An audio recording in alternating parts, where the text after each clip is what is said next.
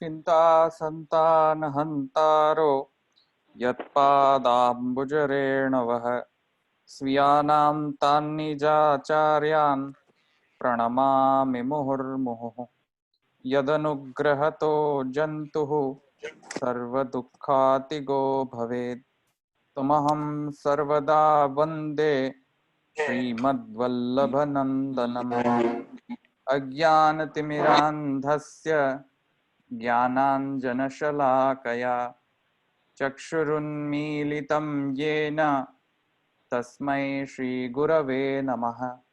नमामि हृदये शेषे शीलाक्षिराब्धिशायिनं लक्ष्मीसहस्रलीलाभिः सेव्यमानं कलानिधिं चतुर्भिश्च चतुर्भिश्च चतुर्भिश्च स्त्रिभिस्तथा षड्भिर्विराजते योऽसौ पंचधा हृदये मम।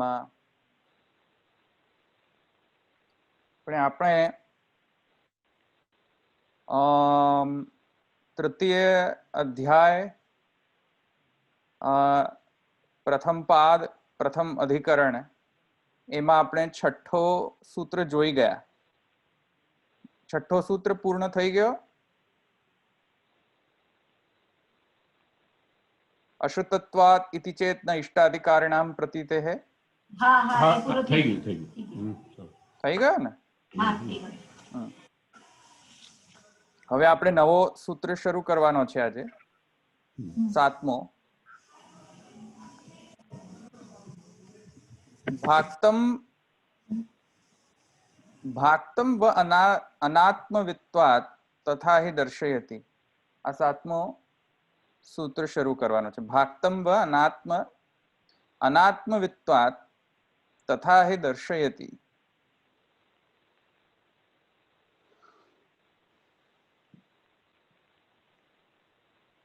प्रथमतया तो आनो संधि विच्छेद खरो आ सूत्रनो करो कोई संधि विच्छेद।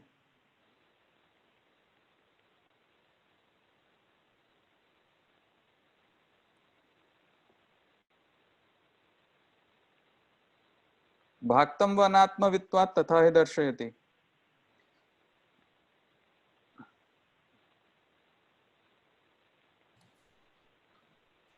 भाक्तम व अनात्मवित्वात् ही दर्शयति।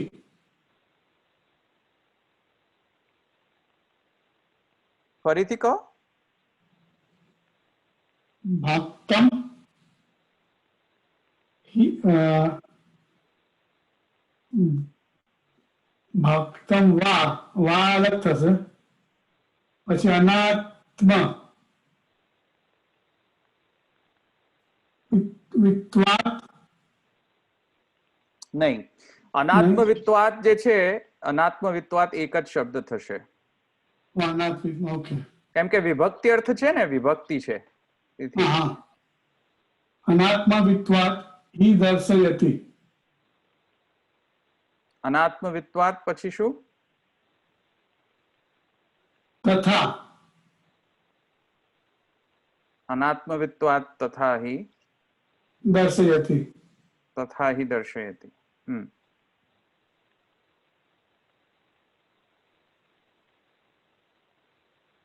ओके, तो भाक्तम व अनात्मवित्वात् तथा ही दर्शयति।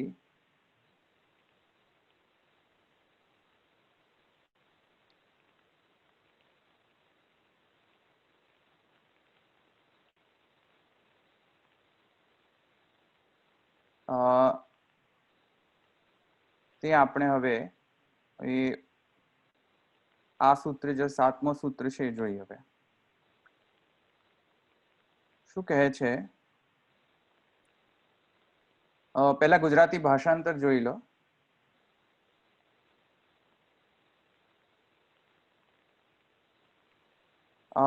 ગુજરાતી ભાષાંતર એનો કોણ કરશે?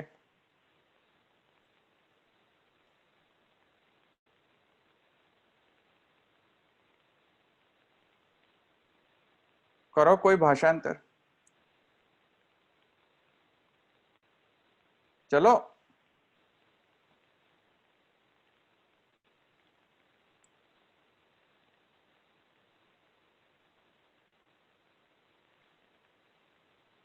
સંભળાય છે?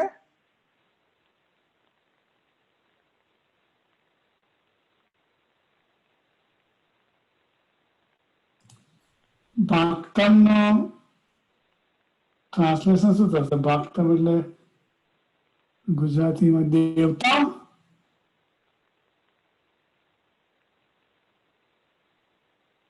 એક મિનિટ. કોઈ બોલો, બીજા કોઈ ગુજરાતી ભાષાંતર કરો. इसमें हमारा म्यूट खुला है भैया. खुलाતું નથી.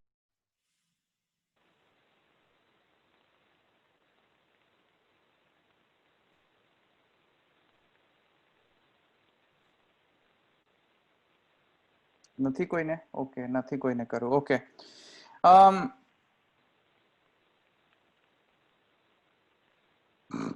ભાક્તમ વા અનાત્મવિત્વાત તથા હિ દર્શયતિ. ભાક્તમનો અર્થ આપણે પહેલા પણ જોઈ ગયા છે. ભાક્તમનો અર્થ છે કે ગૌણ અર્થ. ભૂલી ગયા હતા. હા, પહેલા કહ્યું તો પણ ભૂલી ગયા હતા ભાગતમનો અર્થ.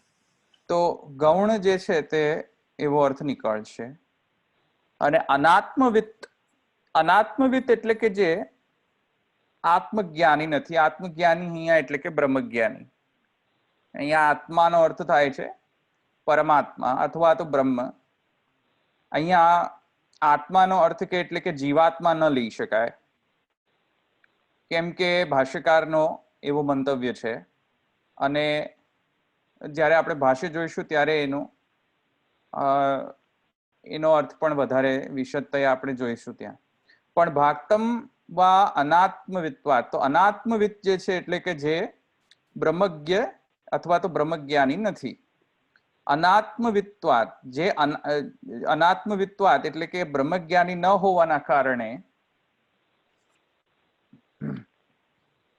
તથા હિ દર્શયતિ, અને ઉપરથી તેવું જ દર્શન થાય છે. એટલે કે તેવું જ વર્ણન કરેલું છે શ્રુતિશાસ્ત્રમાં. તો ભાક્તમ વા અનાત્મવિત્વાત તથા હિ દર્શયતિ, એનો શુદ્ધ ગુજરાતી ભાષાંતર તો આ થશે કે ગૌણ છે. ગૌણ છે. શું ગૌણ છે? ક્યાં ગૌણ છે? શું અર્થ ગૌણ છે? કયો શબ્દાર્થ ગૌણ છે? એ બધી ચર્ચા પછી કરીશું. પણ ગૌણ છે, જસ્ટ ખાલી આપણે ગુજરાતી ટ્રાન્સલેશન કરીએ તો ગૌણ છે ભાક્તમ. કેમ? કારણ કે અનાત્મવિત્વાત, કેમ કે આત્મજ્ઞાની એટલે કે બ્રહ્મજ્ઞાની ત્યાં નથી. હવે ક્યાં નથી એ આપણે હમણાં ભાષ્ય પર જઈશું ત્યારે આપણને સમજમાં આવશે કે ક્યાં નથી. તથા હિ દર્શયતિ, અને ગૌણ અર્થ કેમ ગ્રહણ કરવો જોઈએ? પહેલો અનાત્મવિત્વાત, આત્મજ્ઞાનીનો વર્ણન ત્યાં નથી. અને બીજો કારણ અથવા તો બીજો હેતુ ગૌણ અર્થ લેવા પાછળ કે એવો જ શ્રુતિનો અભિપ્રાય છે. શ્રુતિનો વર્ણન પણ એવો જ છે. એટલે જ્યાં શ્રુતિમાં વર્ણન ગૌણતયા જે શબ્દનો અર્થ કર્યો હોય તે ગૌણતયા જ લેવો જોઈએ. ભલે મુખ્યાર્થ જે છે એટલે કે અભિધાવૃત્તિ અથવા તો મુખ્યાવૃત્તિ જે છે તે લેવાનો પ્રથમ પ્રાયોરિટી છે. જ્યારે પણ આપણે શાસ્ત્રનો ઇન્ટરપ્રિટેશન કરતા હોઈએ ત્યારે મુખ્યાવૃત્તિ જે છે પ્રથમ જે છે માને એને પ્રેફરન્સ આપવામાં આવતો હોય છે. પણ તેથી કરીને જડપૂર્વક હંમેશા બસ મુખ્યાવૃત્તિથી જ અર્થ કરવો એવી જગ્યાએ પણ કે જ્યાં શ્રુતિ સ્વયમેવ એમ કહેતી હોય કે અહીંયા મુખ્ય અર્થ ન કરવો, અહીંયા ગૌણ અર્થ કરવો. એટલે કે શ્રુતિનો અભિપ્રાય એવો હોય, શ્રુતિમાં એવી રીતે શબ્દશઃ તો ન લખેલું હોય કે અહીંયા ગૌણી વૃત્તિથી અર્થ કરો અથવા તો મુખ્યાવૃત્તિથી અર્થ કરો. પણ શ્રુતિના જે શબ્દો ઉપયોગ જે છે, શ્રુતિના જે વાક્યમાં જે શબ્દોનો ઉપયોગ જે છે એમાં આપણને ખ્યાલ આવતો હોય છે કે પોતાના લોજિકથી જ ખ્યાલ આવી જતો હોય છે કે અહીંયા ગૌણી વૃત્તિ કરવી પડશે. અને ગૌણી વૃત્તિ વૈદિકી જે તર્ક જે છે આપણો એ વૈદિકી તર્કના કારણે અવાજ બહુ આવે છે. કોણ શું થયું?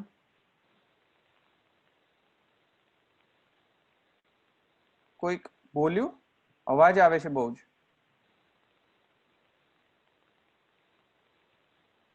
ઓકે, તો ગૌણી વૃત્તિ જે છે એ વૈદિકી જે તર્ક જે છે બહુ અવાજ આવે છે. હા, પ્લીઝ મ્યુટ રાખો.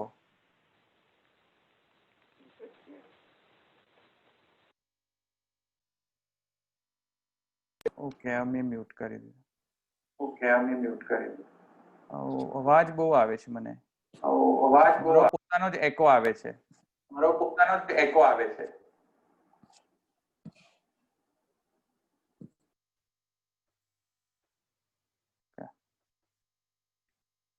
ઓકે, તો વૈદિકી વૃત્તિ જે છે વૈદિકી જે તર્ક જે છે તેના દ્વારા આપણને સમજી શકાય છે કે આ વાક્યમાં એટલે કે આ વાક્યમાં આ શબ્દનો અર્થ મુખ્ય વૃત્તિ તો ન જ થઈ શકે. આ વાક્યમાં આ શબ્દનો અર્થ ગૌણી કરવો પડશે. જેવી રીતે દ્વાસુપર્ણા સયુજા સખાયૌ સમાનમ વૃક્ષમ પરિશસ્વ જાતે, તો દ્વાસુપર્ણા સખાયૌ જે છે તેમાં જે સુપર્ણ જે છે એટલે કે પક્ષીઓની જે વાત કરવામાં આવી છે, બે પક્ષીઓની, તો એ બે પક્ષીઓમાં જ્યારે વાત કરવામાં આવતી હોય છે કે તે માને કે હૃદય ગુહાની અંદર દ્વાસુપર્ણા સખાયૌ સમાનમ વૃક્ષમ પરિશસ્વ જાતે, તો એક દેહની અંદર માને એક જીવાત્મા છે, એક અંતરાત્મા છે, અથવા તો પરમાત્મા છે, અથવા તો અંતર્યામી છે. હવે એ જીવાત્માની અંદર નિહિત જે છે માને સોષ્ણુતે સર્વાન કામાન સહ બ્રહ્મણા વિપશ્ચિતા ઇત્યાદિ વચનાનુસાર માને અંતર્યામી અથવા પરમાત્મા છે ઇત્યાદિ વચન જે છે તેમાં દ્વાસુપર્ણા સખા જે છે તે સુપર્ણ જે છે તે પક્ષીનો જ્યારે શબ્દ મૂકવામાં આવ્યો હોય ત્યારે લિટરલ અર્થમાં માને મુખ્ય વૃત્તિથી જો એ સુપર્ણ શબ્દનો અર્થ જો પક્ષી કરવામાં આવે તો કાંઈ જ સમજમાં જ નથી આવતું. પૂર્વ અપરનો નિર્ણય થતો નથી, પ્રકરણનો નિર્ણય થતો નથી, શ્રુતિનો જે અભિપ્રાય છે તેનો નિર્ણય થતો નથી કે અહીંયા વચ્ચે આઉટ ઓફ ધ બ્લુ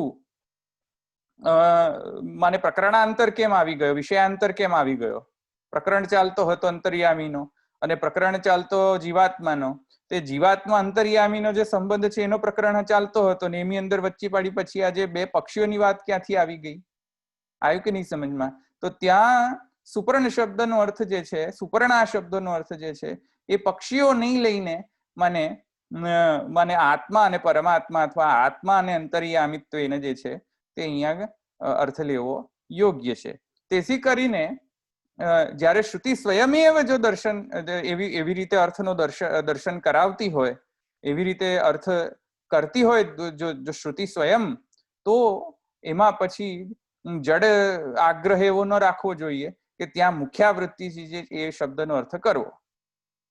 આવ્યું કે નહીં સમજમાં? હવે એ ધ્યાનમાં રાખવો જોઈએ કે માને જ્યારે પણ તમે મુખ્યાવૃત્તિથી અલગ માને કે ભાક્તમ અથવા તો ગૌણી વૃત્તિથી જો કોઈ અર્થ કરતા હો તો એનો સર્વથા માને સર્વશ્રુતિની અન્ય શ્રુતિઓની સાથે જે છે એક વાક્યતા ચેક કરી લેવી. કારણ કે જો એક વાક્યતા રૂપ જો અર્થ ન આપતો હોય એવી વૃત્તિઓને ગ્રહણ કર્યા બાદ પણ તો પછી એ માને કે એ અર્થ જે છે ગૌણી અર્થ કરવો એ યોગ્ય નથી. આવ્યું સમજમાં? તો આ સર્વ કાંઈ જે છે તે ધ્યાન રાખવું જોઈએ. તો અહીંયા કહે છે કે ભાક્તમ વા અનાત્મવિત્વાત તથા હિ દર્શયતિ, તો એમાં ગૌણ અર્થ કરવાનું કહે છે અહીંયા કે ગૌણ અર્થ જે છે તે અહીંયા કરવો. કોનો ગૌણ અર્થ? હવે હું તમને સમજાવીશ કોનો ગૌણ અર્થ. તો કેમ ગૌણ અર્થ કરવો? ત્યારે બે રીઝન્સ, બે હેતુ આપે છે. પ્રથમ હેતુ જે છે તે છે અનાત્મવિત્વાત, એટલે કે અનાત્મવિત એટલે કે આત્મજ્ઞાની ત્યાં નથી, આત્મજ્ઞાનીનો વર્ણન ત્યાં નથી, તેથી એટલે કે એ પ્રથમ હેતુ. અને દ્વિતીય હેતુ જે છે માને કે એવી રીતે ભગવતી જે શ્રુતિ જે છે તે તેવી રીતે જ એનો વર્ણન કરે છે. ગૌણી વૃત્તિ તયા મુખ્યાવૃત્તિ તયા નહીં, મુખ્યાવૃત્તિ ઇન ધ સેન્સ, મુખ્યાવૃત્તિને અંગ્રેજીમાં એક વાત સમજો, એને લિટરલ મીનિંગ કહેવાય, અને ગૌણી વૃત્તિ જે છે એને sometimes it is referred as metaphorical meaning. So whether to interpret the scriptures in literal sense with the literal meaning or whether to interpret the scriptures in a metaphorical way. जो scripture ने metaphorical वे थी जो हमेशा interpret करवानो जो एक system આપણે એપિસ્ટેમોલોજી નો જો system adopt કરીએ તો કેઓસ થઈ જશે, ગમે તે એવો અર્થ નીકળી શકશે. તો એવી રીતે કેઓટિક તો સિસ્ટમ ન હોવી જોઈએ. તેથી કરીને મહાપ્રભુજી કહે છે કે હંમેશા ષડંગો અને મુખ્યાવૃત્તિથી જ આગ્રહ રાખવો જોઈએ. અને જો મુખ્યાવૃત્તિથી કન્સિસ્ટન્સી ન થતી હોય તો લૂઝ સેન્સમાં પછી જૈમિની મીમાંસાની માને જૈમિનીની જે મીમાંસા જે છે તેમાં જે જૈમિનીએ જે માને જે સિદ્ધાંત છે જૈમિનીનો, માને કે શ્રુતિલિંગ વાક્ય પ્રકરણ સમાખ્યાના ઇત્યાદિ ઉત્તર પારદૌર્બલ્યાદ ઇત્યાદि વચનાનુસાર. સમજમાં આવ્યું? તો હવે આગળ જઈએ. તો ભાક્તમ વા અનાત્મવિત્વાત તથા એ દર્શયતી, એટલે કે અહીંયા ગૌણ અર્થ કરવો જોઈએ. અને ગૌણ અર્થ શા માટે કરવો જોઈએ? આ બે હેતુથી. હવે આપણે આગળ જઈએ કે ભાઈ આ ક્યાં આ શબ્દનો ક્યાં ગૌણ અર્થ કરવાનું કહ્યું છે, અને એમાં પાછળ જે છે આખો કોન્ટેક્સ્ટ શું છે, આખો સંબંધ શું છે.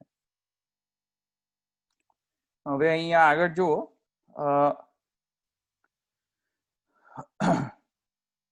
ભાષ્ય છે અને ભાષ્યની સાથે સાથે આપણે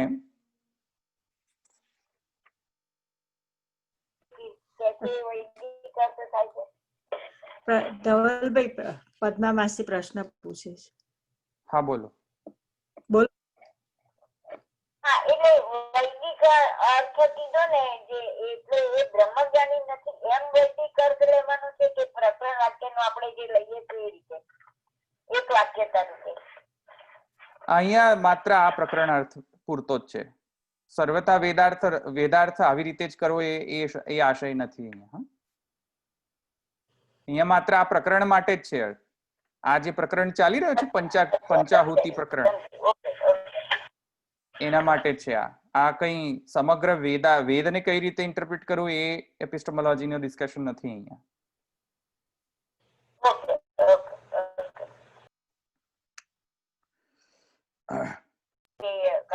માત્ર અહીંયા આગળ પ્રકરણના લીધે જ લેવાનું. ઓકે, હા, ઓકે.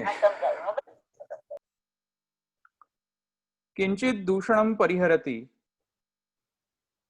નનુ યદિ શ્રુતિ સામ્યેન સોમભાવાદ ઇષ્ટાધિકારિણઃ રમહંતિ ઇતિ ઉચ્યતે તદા સોમભાવે તેષામ અનિષ્ટમ શ્રૂયતે તદ્દેવાનામ અન્નમ તમ દેવા ભક્ષયંતિ છાંદોગ્યોપનિષદિતિ સમાન શ્રુતૌ ચ આપ્યાય સ્વાપક્ષીય સ્વેત્વેવમ એનાંસ્તત્ર ભક્ષયંતિ બૃહદારણ્યક ઉપનિષદિતિ ચંદ્રદૃષ્ટાંતેન તે ચ ભક્ષ્યન્તે તતશ્ચ દેવાઃ સ્વાન્નમ પર્જન્યે અગ્નૌ કથમ જુહુવુઃ અતઃ પંચાહૂત્યભાવઃ ઇતિ આશંક્ય પરિહરતિ વા શબ્દઃ. આ સંશય અને પૂર્વ પક્ષ બંને સમન્વિત છે, સાથે લીધેલા છે શ્રી મહાપ્રભુજીએ. તો પહેલા આપણે સંશય જોઈએ અને પછી આપણે પૂર્વ પક્ષ અને પછી એમાં જે સિદ્ધાંત છે શ્રી મહાપ્રભુજીનો તે પછી આપણે જોઈએ. તો જે પ્રથમતયા જે છે તે સંશય. તો સંશય સમજો. તો અહીંયા જે મેં તમને સૂત્રનો જે શબ્દાર્થ સમજાવ્યો હતો એ હવે તમને ધીરે ધીરે સમજમાં આવશે. શબ્દાર્થ આવ્યું તો મહાપ્રભુજી કહે છે કિંચિત દૂષણમ પરિહરતિ. કયો દૂષણ? કયો દૂષણ? તો કહે છે કે જે ગયો જે સૂત્ર હતો, છઠ્ઠો સૂત્ર, પૂર્વ સૂત્ર, પૂર્વ સૂત્રમાં અશુતત્વાદિતિ ચેતના ઇષ્ટાધિકારીણામ પ્રતીતેઃ તેમાં આપણે જોયું કે જે પંચાહુતિ પ્રકરણ હતો, એટલે કે જે પંચાહુતિ બ્રાહ્મણ છે તેમાં અધિકારી વિશેષ જે છે તે સર્વ નહીં, સર્વ અધિકારી નથી આ પંચાહુતિ બ્રાહ્મણના. કોણ? એકમાત્ર એ જ જીવો કે જેઓએ નિષ્કામ યજ્ઞ પૂર્વજન્મમાં કર્યા હતા, કિંતુ તેમનો બ્રહ્મજ્ઞાનનો અભાવ હતો. એવા જ જે છે માને અર્ચી માર્ગ માને ધૂમ માર્ગમાં જે અગ્રેસર થનાર જે જીવો જે છે તે જીવો માટે જ આ પંચાહુતિ બ્રાહ્મણની અંદર એ જીવો માટેનો ના હોમનો વર્ણન છે દેવો દ્વારા. તો આ અધિકારી જે વિશેષ જે છે તે અશુતત્વાદિતિ ચેતના ઇષ્ટાધિકારીણામ પ્રતીતેઃ તે સૂત્રમાં જે ત્યાં સિદ્ધાંતતઃ જે માને એનો ઉપસંહાર કરવામાં આવ્યો સૂત્રમાં, તો એમાં એક દૂષણ આવે છે. આ સિદ્ધાંત જે છે એમાં એક દૂષણ આવે છે. there is a logical pitfall. આવ્યું સમજમાં? so there is a logical pitfall and that's why એ દૂષણ છે એમ કહે છે. તો કિંચિત દૂષણમ પરિહરતિ. કયો દૂષણ? હવે જે જો આકાંક્ષા જાગૃત થાય કે ભાઈ કયો દૂષણ, તો શ્રી મહાપ્રભુજી એ કહે છે કે નનુ યદિ શ્રુતિ સામ્યેન નનુ યદિ શ્રુતિ સામ્યેન સોમભાવાદ ઇષ્ટાધિકારીણો રમહંતિ ઇતિ ઉચ્યતે તદા સોમભાવે તેષામ અનિષ્ટમ શ્રૂયતે.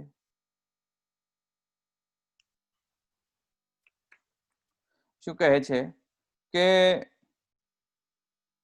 જો શ્રુતિ સામ્ય, એક વાર સમજો, આપણે ગઈ વખતે જોયું હતું ને કે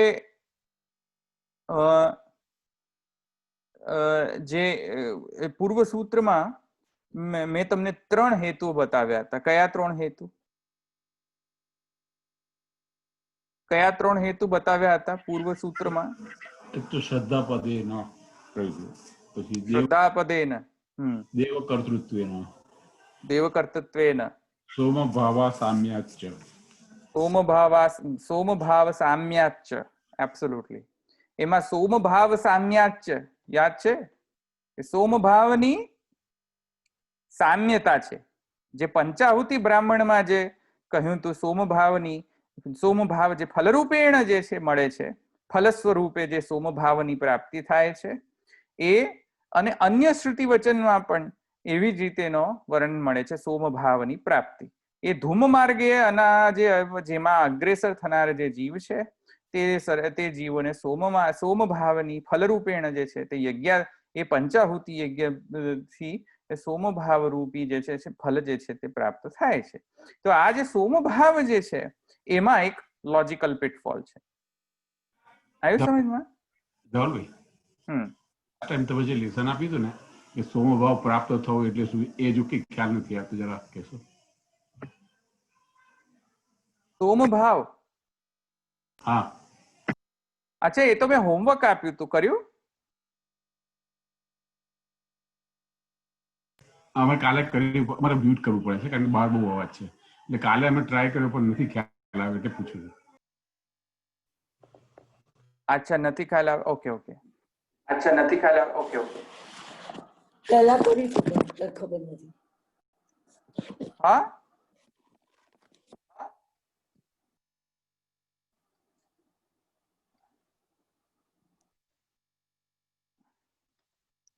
સોમભાવ જે છે એનો અર્થ થાય છે કે ગૌણ રૂપેણ ચંદ્રભાવની પ્રાપ્તિ, એવો અર્થ થાય છે. અહીંયા જે ચંદ્રત્વ જે છે, હમણાં એ ચંદ્રત્વનો અહીંયા વર્ણન આવશે. આ સૂત્રના ભાષ્યમાં સોમભાવ એટલે કે ચંદ્રભાવ એટલે કે જે ચંદ્રના જે રશ્મિઓ જે છે એ રશ્મિઓના ભાવાપન્નતા જે છે તે જીવને આવે છે. તે કેમ કે એક વાત સમજો, મેં તમને પહેલા પણ સમજાવ્યું હતું કે સોમભાવ ચંદ્ર માને જીવનો જે આખો જે જર્ની જે છે ધૂમ માર્ગેણ, આગતિની જે જર્ની છે ધૂમ માર્ગેણ, ઉત્ક્રાંતિ એટલે કે ઉપર જવું, ગતિ પિતૃ આદિ લોકની અંદર ગતિ કરવી, અને પછી વળી પાછા મને જન્મ લેવો, મને આ ગતિ. તો ધૂમ માર્ગેણ જે કંઈ પણ આખી પ્રોસેસ જે છે, આખી જર્ની જે છે જીવની મૃત્યુ પર્યંત, મૃત્યુ બાદ, તો એ આખી જે ઉત્ક્રાંતિ એટલે કે ઉપર જવાની ધૂમ માર્ગમાં, ગતિ એટલે કે પિતૃલોક ઇત્યાદિમાં ગતિ, અને વળી પાછી જ્યારે પાછા આવવાનો જ્યારે સમય થાય, પાછો શરીર ધારણ કરવાનો જ્યારે સમય આવે, ત્યારે વૈદ્યુત લોક ઇત્યાદિ દ્વારા જે છે, ચંદ્રલોક, વૈદ્યુત લોક ઇત્યાદિ જે છે તે દ્વારા જે વૃષ્ટિની અંદર આવિષ્ટ થાય છે જીવ, વૃષ્ટિની અંદર આવિષ્ટ થઈને પછી મને વૃષ્ટિ રૂપેણ જે છે તે જે જીવ જે છે તે મને ભૂતલ પર આવે છે, અને પછી અન્ન રૂપેણ જે છે તે પ્રકટ થાય છે. અને અન્ન રૂપથી જે છે મનુષ્ય ભક્ષણ કરતો હોય છે, અથવા તો કોઈ પણ પ્રાણી વિશેષ જે છે અન્નનો ભક્ષણ કરતો હોય છે, એમાંથી વીર્ય પ્રકટ થાય છે. વીર્યમાંથી એનો જે છે માને એનો પ્રાકટ્ય થાય છે, એ માને એનો શરીર ધારણ કરીને જન્મ થાય છે બેઝિકલી. તો આવી રીતે જે છે માને આખી પ્રોસેસ જે છે આખી પંચાગ્નિ વિદ્યાની, તેમાં આ જે ચંદ્રભાવ જે છે માને ચંદ્રલોક, પિતૃલોક, ચંદ્રલોક, વિદ્યુત લોક વગેરે વગેરે જે છે તેની અલગ અલગ જે છે માને વૈદ્યુત લોકની અંદર જઈને પછી માને જલમાં ભલી જવું, જલ રૂપેણ પછી નીચે ભૂતલ પર પડવું, ભૂતલ પર પડીને પછી અન્નભાવાપન્નતા આવી, અન્નભાવાપન્નતા પછી વીર્ય ભાવાપન્નતા આવી, અને પછી વીર્ય ભાવાપન્નતા પછી માને કે જે છે મને શરીર ધારણ કરીને મને પુરુષત્વેને જે છે તે પાછો પ્રકટ થવું. સમજમાં આવ્યું? તો આ જે છે આખી સર્વકાયની પ્રોસેસની અંદર આ સોમભાવ આવે છે. કલાઓની વૃદ્ધિઓ થાય છે એ જ આ ને? હા, કલાઓની વૃદ્ધિઓ થાય છે એ જ આ મિનિંગ છે? સંભળાતું નથી, જલ્દી મોટેથી બોલો. કલાઓની વૃદ્ધિ થાય છે એવું કઈ સાંભળ્યું, એવું કઈ હતું? હા, એટલે ચંદ્રભાવ, વૈદ્યુત ભાવ, અન્ન ભાવ, વીર્ય ભાવ, અને પછી પુરુષ ભાવ. Okay okay okay. આવી રીતે તો નીચે આવશે ને આગતિમાં. તો અલગ અલગ સ્ટેજીસમાં જીવ જે છે તે અલગ અલગ જર્નીમાં અલગ અલગ એની સ્ટેજીસ હોય છે. જર્નીમાં આ બધી સ્ટેજીસને પાસ કરતો કરતો એ નીચે આવતો હોય છે ને નવો શરીર ધારણ કરતો હોય છે. આવે સમજ?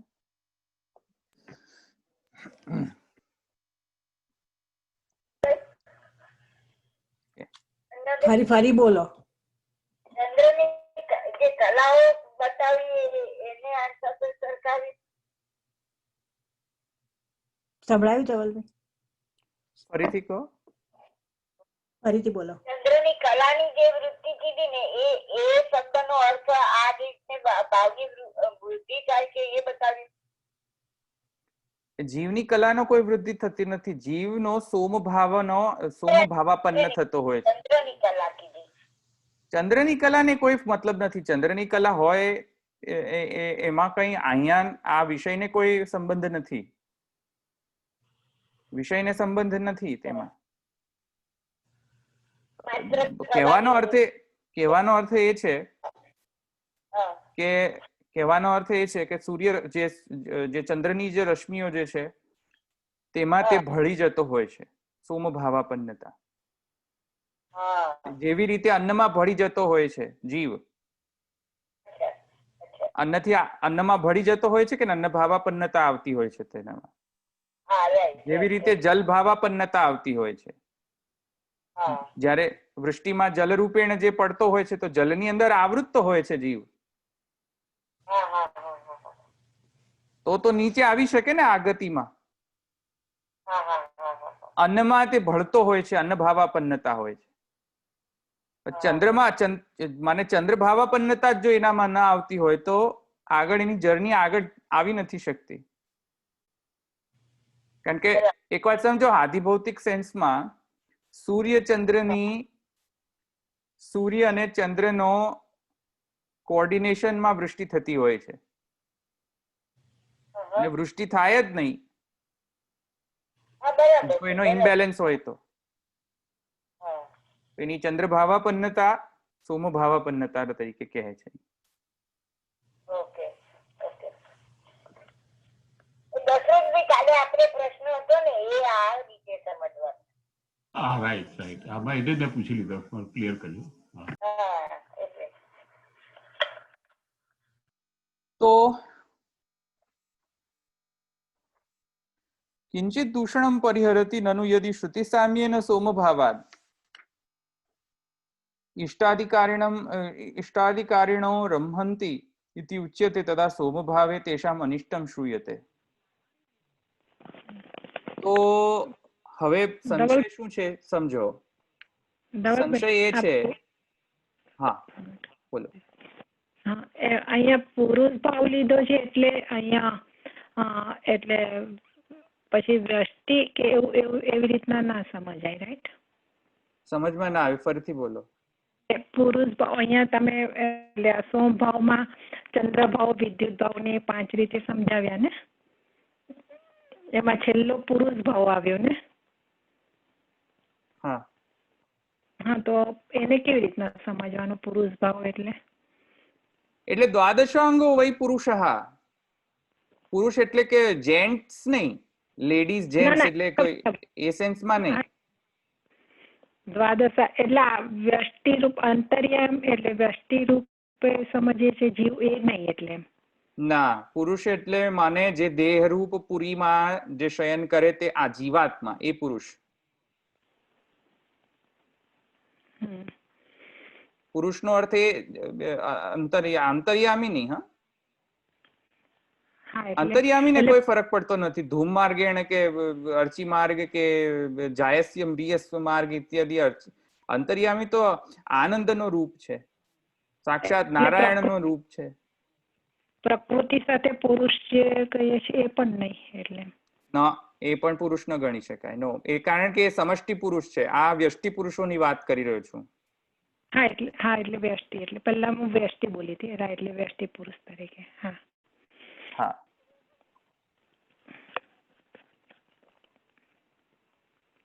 તદા સોમ ભાવે તેષામ અનિષ્ટમ શ્રૂયતે. હવે એક વાત સમજો, સંશય સમજી જા તો જરા સરળતા રહેશે સિદ્ધાંત સમજવામાં.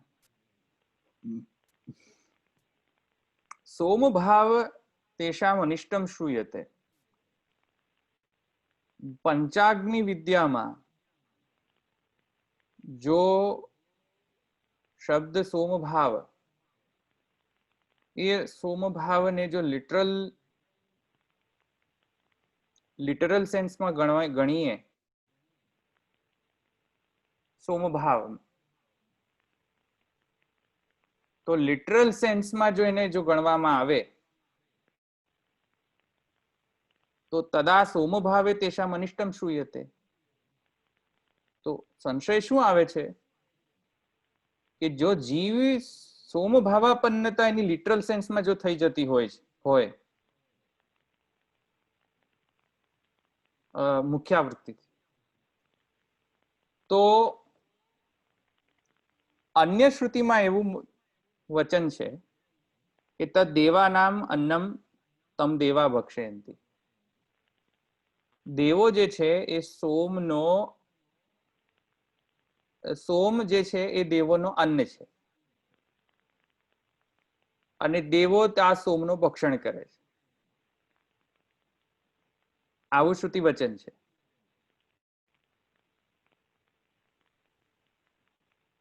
તો જો જીવ જે છે તેની સોમભાવાપન્નતા જો હોય, મને પોતાનો જ એકો આવે છે. જે કોઈ મ્યુટ ના કર્યું એને પ્લીઝ મ્યુટ કરે.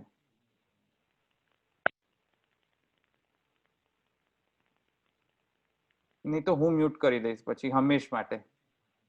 પ્લીઝ મ્યુટ કરે, please. I am gonna mute.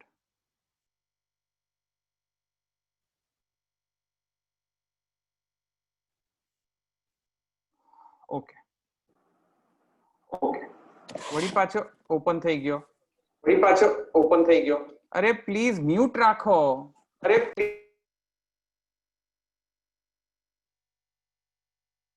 મને મારો જ પોતાનો જ એકો આવે છે એટલા માટે મને મને સંભળાત પછી મારો જ મારી જ પાછી બધું મારું રિવર્ટ થઈને મને જ સંભળાય છે પાછું એટલે વળી પાછું અનમ્યુટ.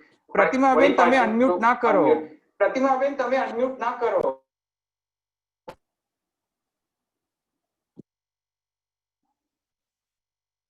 ઓકે હા ક્યાં હતો? તદ્દેવાનામ અન્નમ તમ દેવા ભક્ષયંતિ. તો દેવાનામ અન્ન, દેવોનો અન્ન કોણ છે? સોમ. તમ દેવા ભક્ષયંતિ, દેવો એનો ભક્ષણ કરે છે સોમનો. તો જીવનો સોમભાવ થયો એમ જ્યારે કહ્યો પંચાહુતિ બ્રાહ્મણમાં, ત્યારે શું ખરેખર જીવ સોમ થઈ ગયો? અને જો જીવ ખરેખર સોમ થઈ જાય, ચંદ્રભાવાપન્ન ખરેખર લિટરલ સેન્સમાં, તો પછી દેવો એનો ભક્ષણ કરી લે. દેવો ભક્ષણ કરી લે તો જીવનો તો અનિષ્ટ થઈ ગયો, કેમ કે સ્વરૂપ હાનિ થાય છે જીવની. આવ્યું સમજમાં? જેમાં સ્વરૂપ હાનિ ન થાય તે પુરુષાર્થ હોવો જોઈએ જીવનો. જેમ કે ધર્માર્થ કામ મોક્ષ જે છે તેમાં સ્વરૂપ હાનિ ન થવી જોઈએ, નહીં તો એ પુરુષાર્થ જ ન ગણાય. પણ અહીંયા જો ખરેખર પંચાહુતિ બ્રાહ્મણમાં જે કહ્યું છે કે સોમભાવ થઈ જાય છે જીવનો, તો એ ખરેખર લિટરલ સેન્સમાં સોમ જ થઈ જતો હોય જો જીવ, અને એ સોમનો ભક્ષણ પછી દેવો કરતા હોય, તો જીવનો ભક્ષણ થઈ ગયો, જીવનું અનિષ્ટ થઈ ગયો, જીવની હાનિ થઈ ગઈ. અવાજ તો આવતો નથી. ઓહો,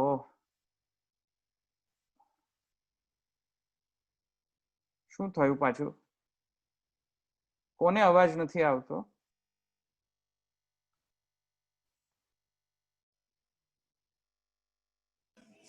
આવે છે, ધ્વનિ આવે છે. હા, પ્રતિભાબેન શું કહે છે કે અવાજ નથી આવતો?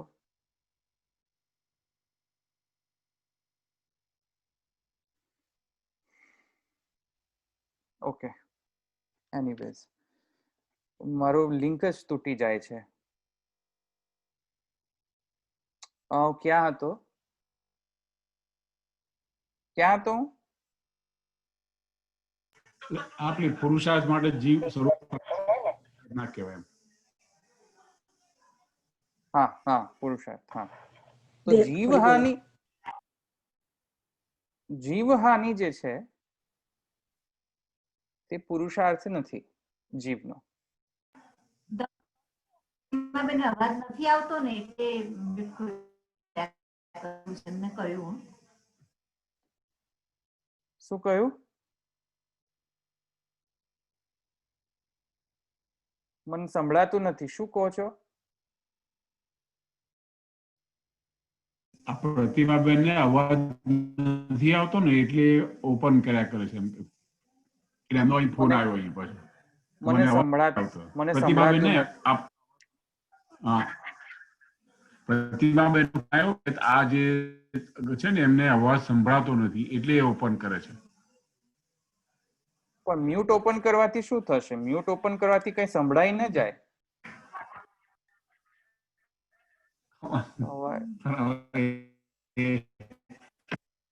મને સંભળાતું નથી. મને લાગે છે ઇન્ટરનેટનો કોઈ પ્રોબ્લેમ છે. મને લાગે છે કે ઝૂમમાં કોઈ પ્રોબ્લેમ છે અથવા ઇન્ટરનેટનો કોઈ પ્રોબ્લેમ છે.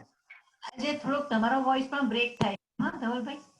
હા, એ ઝૂમનો કોઈ પ્રોબ્લેમ લાગે છે આજે, કે મને પણ ખબર બરાબર સંભળાતું નથી તમારું.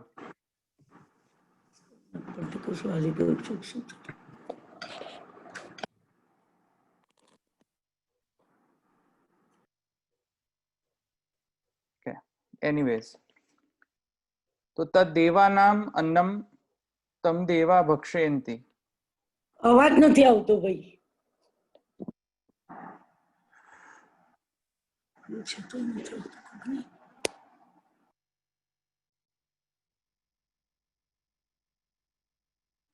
તદ્દેવાનામ અન્નમ तम देवा भक्षयन्ति इति। तो समान श्रुतौ च સમાન શ્રુતિ જે છે આપણે ગઈ વખતે સમાન શ્રુતિ પણ જોઈ હતી. તો સમાન શ્રુતિ જે છે સોમભાવાત સામ્યાચ યાદ છે ને, જે પૂર્વ સૂત્રમાં આપણે સોમભાવ સામ્યાચ એમાં સમાન જે સોમભાવની જે સમાન શ્રુતિ જે છે તે પણ આપણે બૃહદારણ્યક ઉપનિષદમાંથી જોઈ હતી. કઈ શ્રુતિ? આપ્યાય સ્વાપક્ષીય ત્વેત્વેવમ એનાંસ્તત્ર ભક્ષયંતિ. બૃહદારણ્યક ઉપનિષદની અંદર એટલે કે પોષણ કરવું, અપક્ષય કર, પોષણ કર, એવી રીતે એમ ત્યાં એનો ભક્ષયંતિ એટલે કે ભક્ષણ કરે છે. કોણ? દેવો સોમનું ભક્ષણ કરે છે. તો ઇતિ ચંદ્ર દ્રષ્ટાંતેન ચ ભક્ષ્યંતે તતશ્ચ દેવાહ સ્વાન્નમ પર્જન્ય અગ્નૌ કથમ જુહુવુહુ.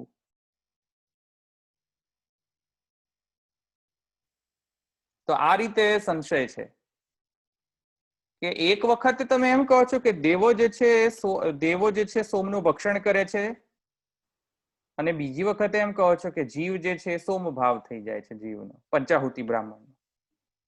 તો જો જીવનો સોમ ભાવ થઈ જતો હોય તો દેવો એનો ભક્ષણ કરી લે તો જીવનો તો હાનિ થઈ ગઈ, જીવનો અનિષ્ટ થઈ ગયું. જીવનો અનિષ્ટ થઈ જતો હોય તો જીવનો એમાં પુરુષાર્થ ન હોવો જોઈએ, કારણ કે પુરુષાર્થ તો એને જ કહેવાય કે જ્યાં એની હાનિ ન થતી હોય. જેની હાનિ થતી હોય એ અપુરુષાર્થ છે. આવ્યું સમજમાં? જેમાં જેની હાનિ થતી હોય એ તો અપુરુષાર્થ છે. પુરુષાર્થ એવા હોવા જોઈએ કે જેમાં હાનિ ન થતી હોય. એટલે જીવ જો પંચાહુતિ બ્રાહ્મણ એટલે કે અથવા તો ધૂમ માર્ગમાં જતા જે જીવો જે છે તેમના માટે જો પંચાહુતિ બ્રાહ્મણ હોય તો પંચાહુતિ બ્રાહ્મણની અંદર જીવનો સોમ ભાવ થવાનો વર્ણન છે. હવે જો જીવનો સોમ ભાવ થવાનો વર્ણનને આપણે લિટરલ સેન્સમાં લઈએ તો જીવ જે છે એ પોતાનો સ્વરૂપ લોસ્ટ કરી દેશે. કેમ કે જીવ જે છે સોમભાવ જ્યારે થઈ જશે ત્યારે દેવો એનો ભક્ષણ કરશે. દેવો ભક્ષણ કરી લેશે તો એનો અનિષ્ટ થશે. તો એ અનિષ્ટ થવા બરાબર જે છે તે અહીંયા મને દોષ આવે છે, અને એ દોષ જે છે તે અહીંયા એને નિવારણ કરવા માટે, દૂષણ જે છે એને નિવારણ કરવા માટે આ સૂત્ર છે ભાક્તમ વા અનાત્મ વિત્વાદ તથા હિ દર્શયતિ. તો આ પ્રકારે જે છે તે મને અહીંયા સંશય પક્ષ છે. આ સમય પૂર્વ પક્ષ નથી, અહીંયા માત્ર સંશય પક્ષ છે, કારણ કે અહીંયા દૂષણ જે છે એ પૂર્વ પક્ષ રેઝ કરી રહ્યો છે કે તેથી કરીને આવી રીતે ન ગણવું જોઈએ. પણ એને સ્વરૂપ આપવામાં આવ્યું છે સંશયનું, છતાં પણ સંશય અને પૂર્વ પક્ષ જેવી રીતે ક્લબ કર્યા છે તો એ રીતે પણ આપણે સમજી શકીએ. આવ્યું સમજમાં?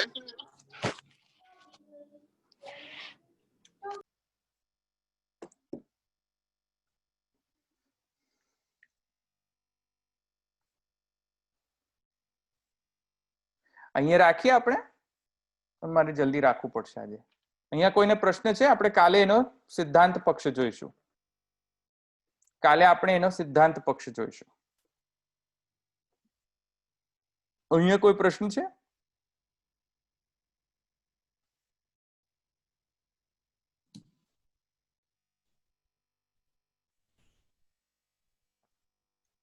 કોઈ પ્રશ્ન નથી.